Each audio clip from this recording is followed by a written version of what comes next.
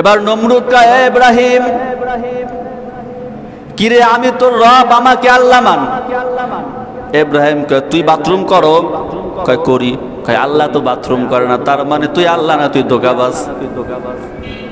কয় আরে আমি আল্লাহ। কয় তুই প্রস্রাব করো? কয় হ্যাঁ করি। কয় তুই আল্লাহ না, তাহলে তুই ধোঁকাবাজ। তোর পেটের মধ্যে ময়লা, আর যেটার পেটের মধ্যে ময়লা থাকে সেটা কোনোদিন আল্লাহ হতে পারে?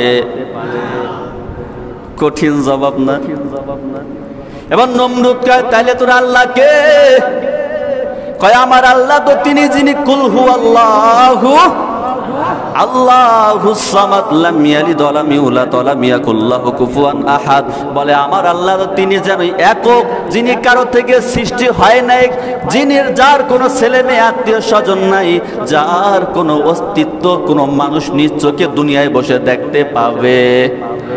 তবে তবে তবে আল্লাহ তাআলাকে দুনিয়ার মধ্যে বসে যদি দেখতে নাও পাও, তবে আল্লাহ তাআলার সৃষ্টিটাকে সুন্দর করে দেখতে পাবা। কেমনে সৃষ্টি দেখবা?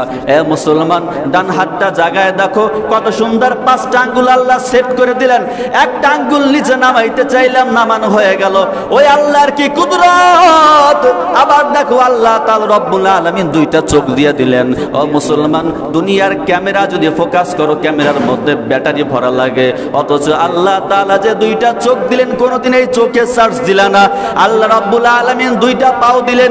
এই দুনিয়ার গাড়ি যদি চলো, দুনিয়ার গাড়ির মধ্যে তেল ভরা লাগে, দুনিয়ার গাড়ির চাকায় পাম দেওয়া লাগে। আল্লাহ তোমাকে আমাকে 2টা চাকাওয়ালা পাও দিয়া দিলেন। কত মাইলকে মাইল হাঁটলা, কত রাস্তা পাড়ি দিলা, কত নদী পাড়ি দিলা, কোনদিন এই চাকায় পাম দেওয়া লাগে নাই। আল্লাহ তাআলা রাব্বুল আলামিন কেমন কুদরতের মালিক! এ মুসলমান, তাকায় দেখ, একটা গোশতের টুকরা, একটা চামড়া যদি পানির মধ্যে 3 থেকে 4 দিন 5 দিন যদি পানির মধ্যে রাখা হয়, ওই গোশত চামড়াটা আস্তে আস্তে পচন শুরু হয়ে যায়। আল্লাহ তাআলা তোমাকে আমাকে একটা মুখ দিলেন, এই মুখের মধ্যে স্যাফ দিলেন পানিযুক্ত। কত বছরকে বছর এই পানির মধ্যে জিব্বা নামক গোশত কতদিন রইল, কোনোদিন পচে নাই, পচে নাই। ও মুসলমান, আল্লাহর কি কুদরত! এ যুবক বন্ধুরা, যে আল্লাহ রাব্বুল আলামিন এত সুন্দর করে এত কুদরতি ভাবে বানাইলো, বলে ওই আল্লাহকে দুনিয়ার মধ্যে বসে দেখা যাবে না। ওই আল্লাহর কুদরতের দিকে তাকায় দেখ, আল্লাহ তাআলার ঘেরান চোখে পড়বে।